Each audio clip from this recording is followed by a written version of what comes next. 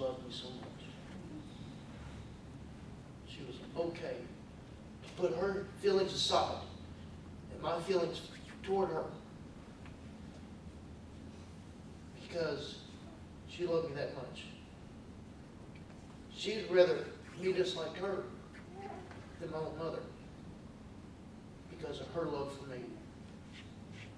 And the stories I've heard, the people I've talked to, it sounds like she's that person. She really is. Yes, my mother grew up with her parents telling her she was really born. That's the way it happened with Lynn. I'm glad it stopped. And I think she took care of Becky and Chad and poured her love out to them because she wanted to be everything opposite of what my mom was. And I'm sure as teenagers and kids growing up, you probably caused her some problems and gave her some heartache. But she never gave up on y'all. She never did. Both of you turned out to be great. Great children. Great. I'm proud that you're my nephew. I'm proud you're my niece. You all are great. And you're a wonderful mom too. Now my grandnephew, niece. Yeah, Lynn grew up feeling that she wasn't good enough. Lynn grew up feeling that she wasn't loved. But we all know that Lynn could hear us. We all know that Jesus can give her the message. So Lynn, I want you to know you're loved and you're good enough.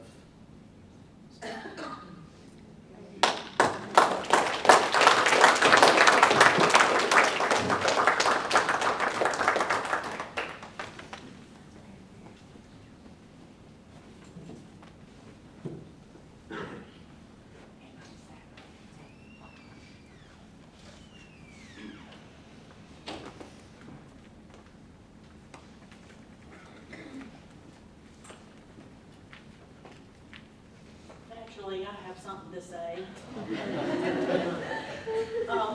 I'm Debbie Harris, and I'm a member here at this church. And but I knew Lynn before her and Ernie started coming to the church here. But I didn't know her as Lynn Ratliff. I knew her as that lady at Bilo that puts up with my mama and her medication. That's how I knew Lynn. I had no idea what her name was. But my mother was one of those customers of Lynn's. And my mother was, for any of you here that remember my mother, she was not always easy to get along with, to put it lightly. And Mama didn't have a lot of good things to say about most people. But, well, first of all, let me back up too, because I want to thank Ernie for sharing all of that with us, because it had to be hard to get up here and do that at this time. But I thank you for doing that, because I think it really gives us, who didn't know Lynn all that well, it gives us a better insight of the kind of person that she was, the kind of awesome person that she was. But anyway, she did help my mom with her prescriptions at Bilo, and I thank her for that, because she was always nice to my mom, and the reason I know that is because my mama said nice things about her, which, you know, I've already explained that. But she was a really nice person, and then of course she started coming to church here, and we got to know her a little bit better. But I didn't really know that she did all this crocheting. But when my mother was sick and in the hospital and at the nursing home, she made her one of those little crocheted bears. It was a big one though, you know, and I thought that was the sweetest thing. It just kind of was something for my mom to hold on to and know that people out there did care about her. And that's how Lynn was. I find it so hard to imagine that she didn't think people loved her. I just find that so hard to imagine. But anyway, I'm gonna miss her. And I know y'all are gonna miss her, but it is always so good when you know where they are. And now she lives for eternity in the place where it is love. Everything there is love. So anyway, I just wanted to share that. And then the last thing I want to say is, please, Mama, be nice to Lynn.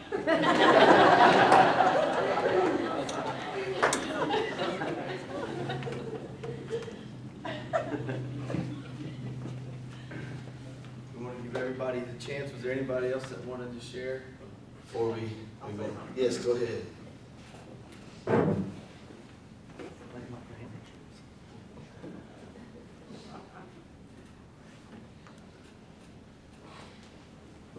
not a public speaker, so. All right. Hey, my name's Lee. I worked with Lynn at Kmart for 8 years. When the store closed, knew her at Vilo. So I've been about 20 plus years. She, and not just Lynn, but the family, oh my gosh, you guys are the most nicest, caring, compassionate group of people I've ever met in my life. And I know people have already touched upon this today. When she would be working, people would come in. She would,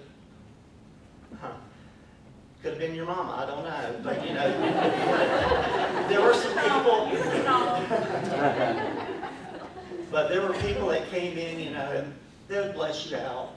And I mean, you know, she had her moment, but you know, she was good, you know, she got through it, you know, and just loved them and went on to the next one. So it was just awesome to hear other people say that after all we've heard today. But she did have such a sweet and humble spirit that just shined every time you saw her.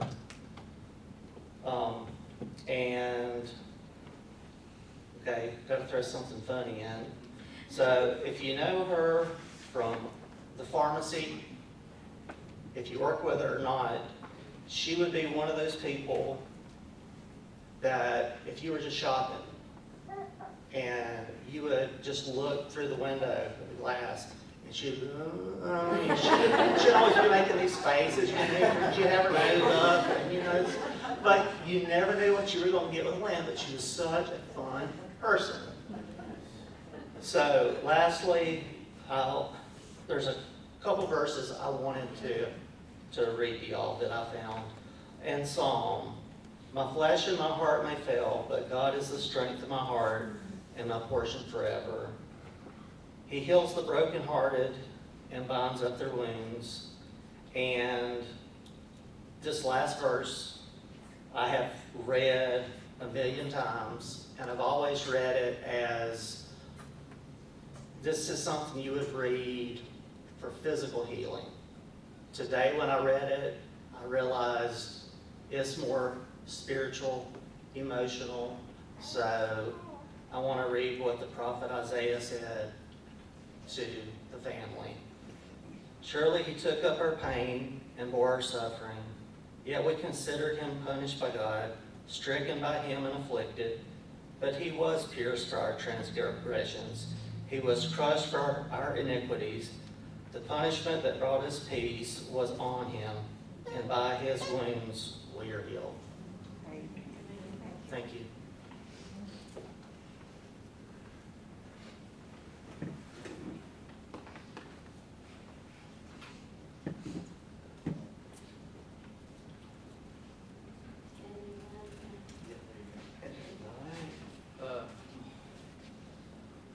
Lynn was a smart lady, and I know that because she always said that I was right about everything.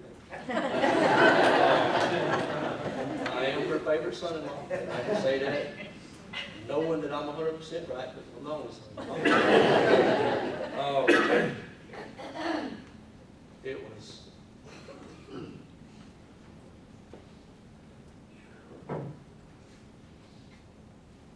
It was a privilege.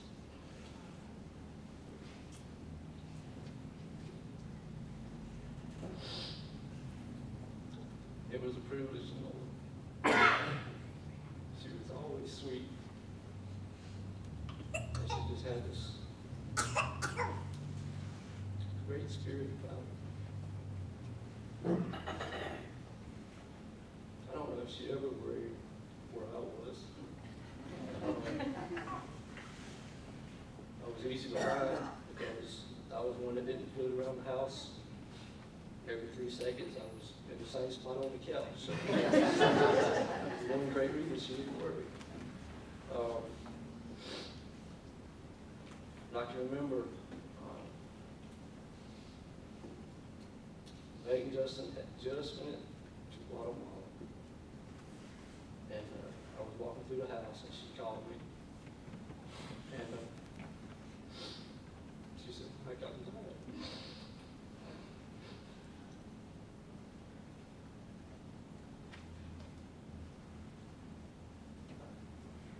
And it was all that I could do to choke back like I am now. And I said, yes, ma'am.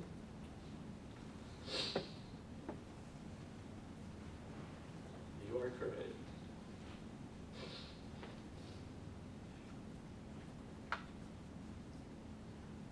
But you've done a good job.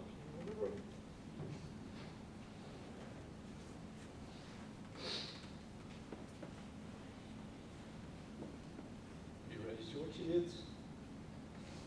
You helped raise my kids. And we're all okay. So, Greg, we do love you. You're doing great. Thank you.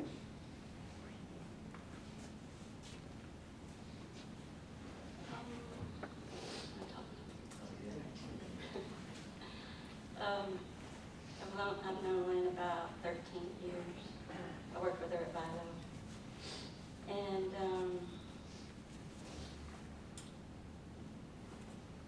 I went over to the Tollison's house after I found out that she wasn't doing well.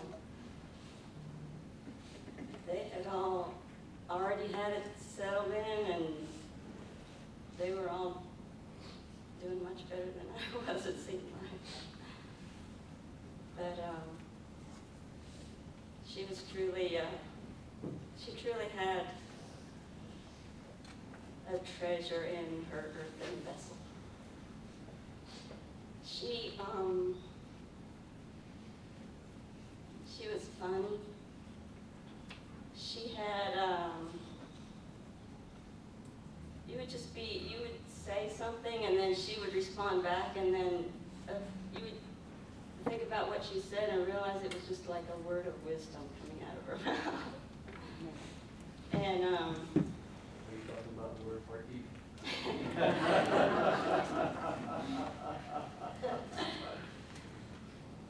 and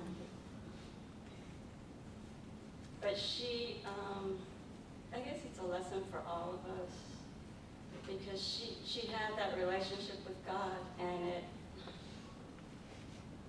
it was just being herself. It just came naturally.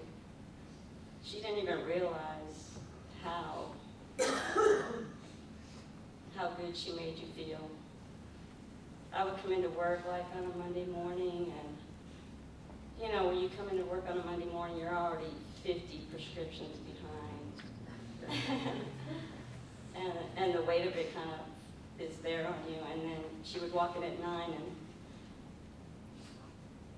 I would feel like a calm, like Lynn's here, everything's gonna be okay. But she kind of had that presence where I guess I thought she would always be here, because we always needed that calmness in the room, a sense of calmness and peace, and that everything was going to be okay. You know? But one thing she did too, she would compliment you without even trying, you know. She'd be over there working on prescriptions and get a rejection from the insurance company and, you know, tell me about it, and I'd come over there and say, well, try this. And she would try it and it would go through, and she would say, you are so smart. And at that moment, I felt so smart. And then sometimes she would be really impressed and she would say, you are so smart. How did you know that?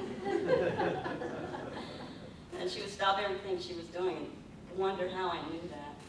And I was like, Lynn, I just have to know it because I've been through it before and had to spend 30 minutes on the phone with an insurance company or something. But she just had a way of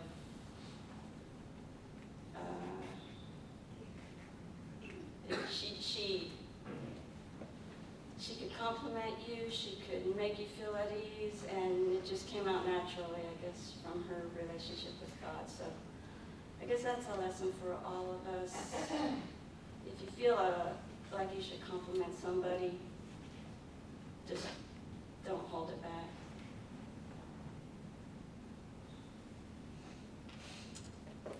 And that's it.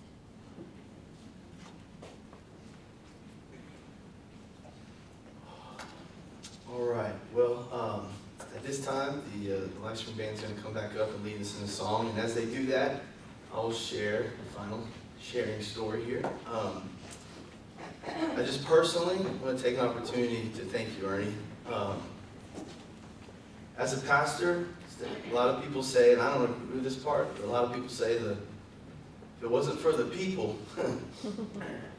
that job would be a lot easier. And I can tell you now, 3 years in, because of people like you and your wife, I disagree with that 100%. And I would call Becky or Mike or somebody in the house and say, hey, we got a decision to make about money or a decision to make about whatever at the church, and I'd like to get together with Lynda and Ernie and talk to them about it and just see, you know, what they think about it. She said, all right, I'll tell them and get back to you. And 100% of the time, Becky would text me back or call me back and say, they said they're good. Whatever you feel led, whatever vision you have for our church, whatever's being presented, they're okay with it. They believe in you, they believe in the church, they're good. Now, if you're a church person here today, you're like, what? But something dawned on me, what we were in here last night about 10:30 with Becky and Justin, different ones, and I told her that. I said, man, I appreciate that about your mom and dad so much. Then it hit me. I thought, well, it's one of two things. They either really did believe in the vision and the mission of this church, or they just didn't want to hang out with me. I don't know. But then we had Bible studies together and did hang out a lot and get to know her better. And so I could tell, I just knew, man, that they wanted to serve the Lord and they wanted to do whatever they could. And so at this time, we're going to ask everybody to stand. The words are going to be on the screen. Our worship team has prepared a song that I know is perfect fitting to end our service and our time today. When the song is over, we'd ask you to stay standing in your seats, and we're going to dismiss the family to go into our welcome area here so you can love on them, give your condolences to them, and see them in the welcome area when we're done. But this will conclude our service once we're done with this song, and then we'll dismiss the family. But we encourage you to worship.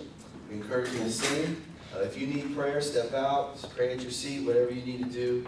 Let's take this moment to do that. But we're going to celebrate the fact that soon, very soon, we're going to see the King. Amen.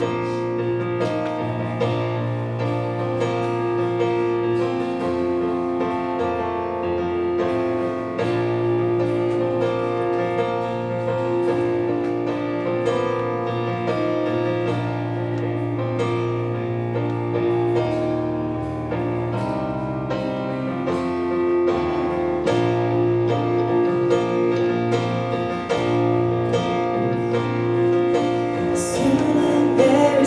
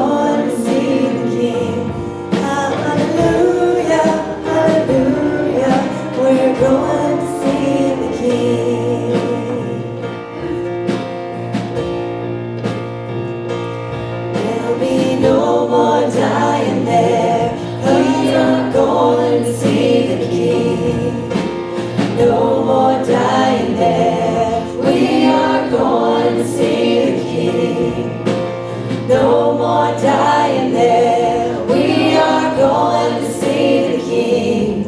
Hallelujah, hallelujah, we're going to see the King.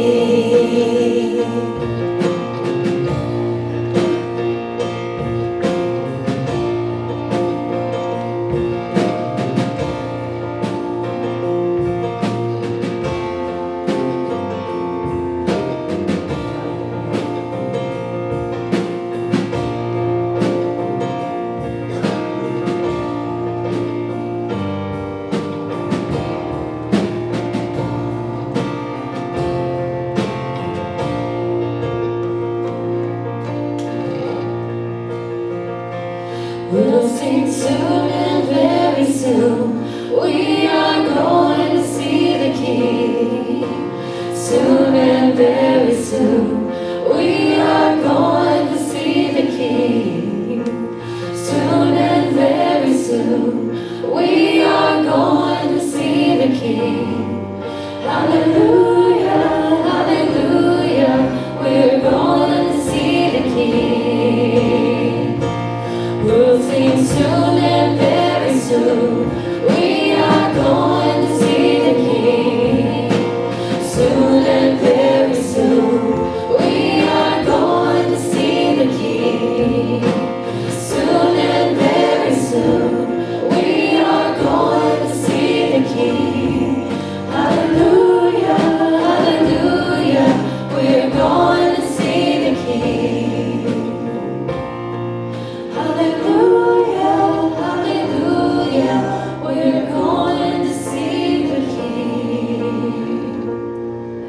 Hallelujah, hallelujah, we're going to see the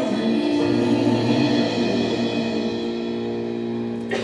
Some bright morning, when this life is over, I'll fly away to that home on God's celestial shore. I'll fly away. I'll fly away, oh glory. I'll fly away. When I die, hallelujah, by and by, I'll fly away.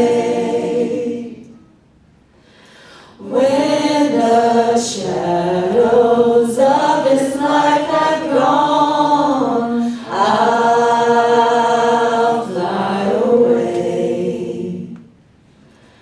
Like a bird from prison walls, I'll fly. I'll fly away. I'll fly away, oh glory. I'll fly away. When I die, hallelujah, by and by, I'll fly away. Just a few more weary days and then I'll fly away to a land where joys will never end. I'll fly away.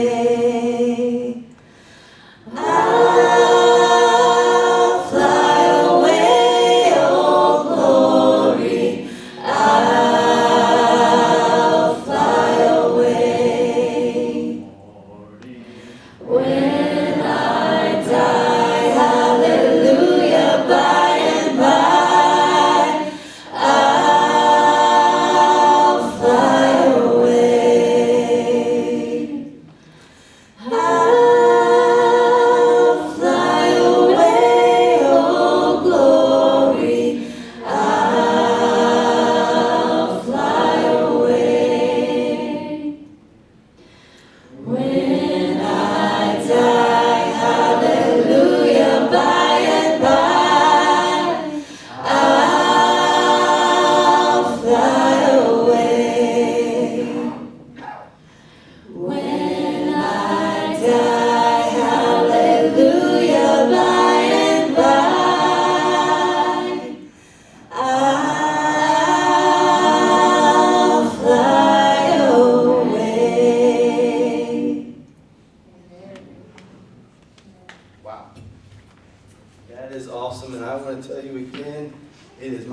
personal prayer for each of you, that you are prepared to see your King, and that you do what you need to do to make the way for that to happen, to receive that salvation, and to be prepared for any moment. I'm going to be real honest with you. There's two things that I was not prepared for today. And that was that walk, but God got me through it, and that was seeing Mike cry, man.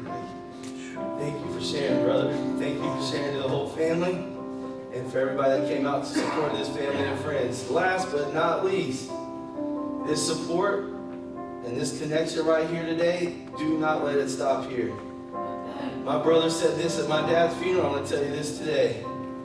If you feel like you're going to bother them in the next few weeks with a text or a call, don't be knocking on their door, but bother them. It's okay to reach out. Let them know you love them. Don't stop today because we're here together. Let that continue as we leave this place. Can we do that together? All right. Well, hey, we're going to dismiss the family. You guys can go ahead and head to the welcome area there. And once they've exited the center section, then we can all be dismissed and head out and show them our love as well.